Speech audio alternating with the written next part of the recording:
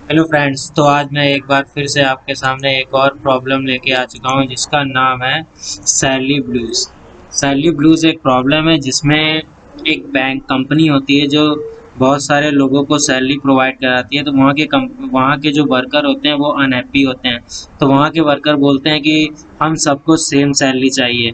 तो जो वहाँ के एडमिनिस्ट्रेटर होते हैं वो सोचते हैं सबकी सैलरी को इक्वल करने का सबसे एफिशिएंट तरीका क्या है, जिससे सारे लोगों की सैलरी सेम हो जाए। तो इस तरीक़े को हम लोग अब खोजते हैं। तो यही प्रॉब्लम है जिसमें हम लोग को बताना है ऐसा कौन सा तरीका है इससे सबकी सैलरी आसानी से सेम हो जाए। ये आपके कुछ कंस्ट्रेंट्स दे रखे हैं और आपको एक n दिया होगा, एक q दिया होगा। जहाँ पर n का मतलब है कि आपकी एक एरे में कितने एलिमेंट होंगे, और q आपकी क्वेरीज का मतलब आप उसमें कितना ऐड या सब्ट्रैक्ट कर सकते हैं ताकि आपकी सब लोगों की सैलरी इक्वल हो जाए।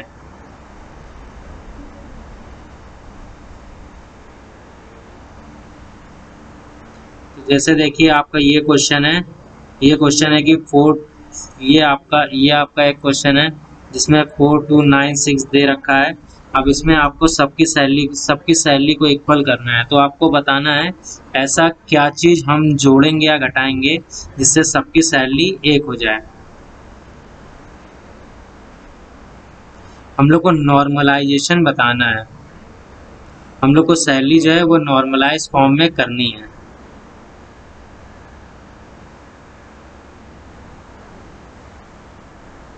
ताकि सबकी सैलरी जो है वो सेम हो जाए। जैसे कि ये एग्जांपल आप देख लीजिए। जैसे कि ये आपको दे रखा है, एक्सप्लेन भी कर रखा है। सबसे पहले 12 और 3 को लिया। 12 और 3 को जब देखा तो 12 में से 3 घटाया। सॉरी, सबसे पहले 9 था। 12 में से 3 घटाया तो आपकी 9 बन गई। फिर आपको 3 में से 9, 3 में से 6 घटाया तो आपका ये 3 बन गया। फिर आपको 9 में से 3 घटाया, मतलब एक प्रकार से सब में लास्ट को 3 बना दिया गया है। तो बेसिकली यहाँ पर जो कॉन्सेप्ट लग रहा है वो जीसीडी का लग रहा है। सबका ग्रेटेस्ट कॉमन फैक्टर को लेके सब्ट्रैक्ट करा जा रहा है। तो चलिए इसके सॉल्यूशन पे चलते हैं और देखते हैं वर्क कैसे कर रहा है।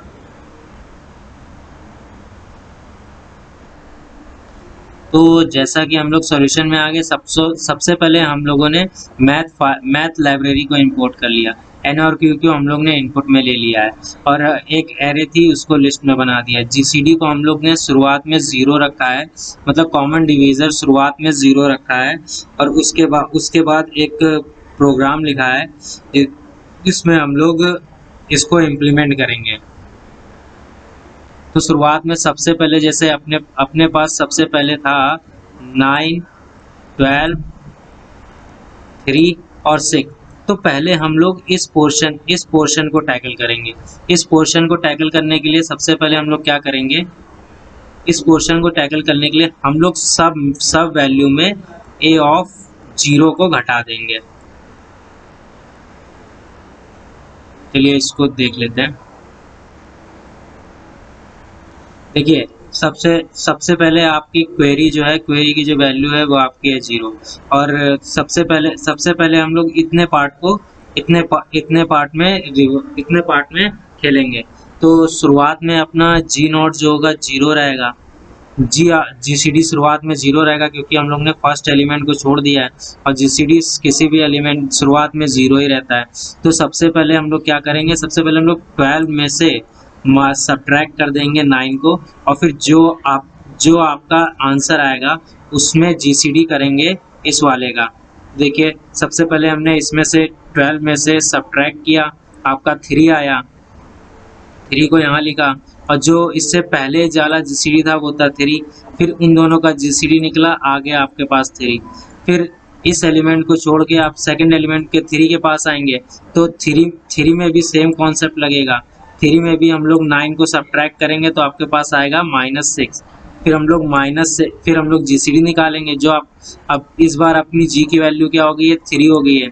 तो 3 आपकी जी की वैल्यू रही और इन दोनों को सब्ट्रैक्ट करने के आपके पास आएगा -3 -6। फिर उन दोनों का जीसीडी निकालेंगे तो अपने पास उन दोनों का जीसीडी निकालने के पास अपने पास बचेगा, अपने पास फिर से आ जाएगा 6। तो ऐसे करके फिर थर्ड वाले में आएंगे, थर्ड वाले में भी सेम कॉन्सेप्ट लगाएंगे।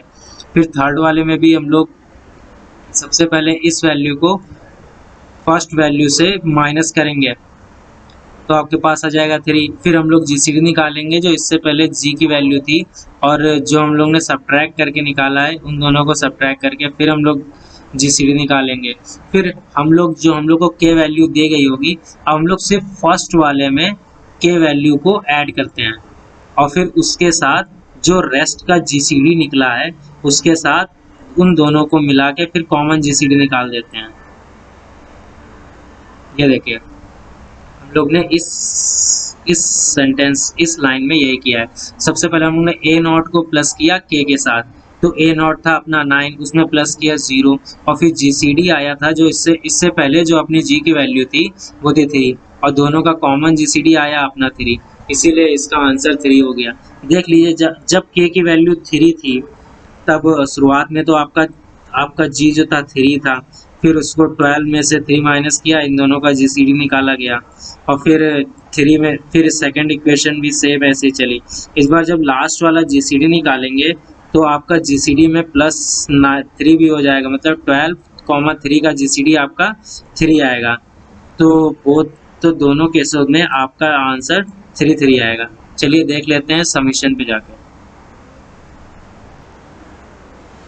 जैसा कि आप देख रहे हैं ये आपका इनपुट में है, जहाँ पे आपने फाइल इंपोर्ट की, इनपुट किया और एन और क्यू की वैल्यू को इनपुट में लिया है। फिर आपने एरे को लिया है इनपुट में। शुरुआत में आपकी जी ए वैल्यू जी है और फिर आप ए को इन्वर्स ए को आपको ए आप टैकल कर रहे हैं। ए आप कहाँ से टैकल कर रहे हैं? ए आप ले रहे हैं, फिर हर एक जी की वैल्यू शुरुआत में आपकी 0 है और हर एक वैल्यू में आप ए को माइनस कर दे रहे हैं। तो आप ऐसे करके आप जीसीडी सबका निकाल ले रहे हैं और फिर उसको क्यू की जी के साथ उसको फिर फाइनल जीसीडी निकाल रहे हैं। चलिए अब इसको सबमिट करते हैं। चलिए रन करा देता हूँ मैं आपके लिए। देखिए कॉन्ग्रेचुलेशन आ गया है। चलिए सबमिट कर देते हैं।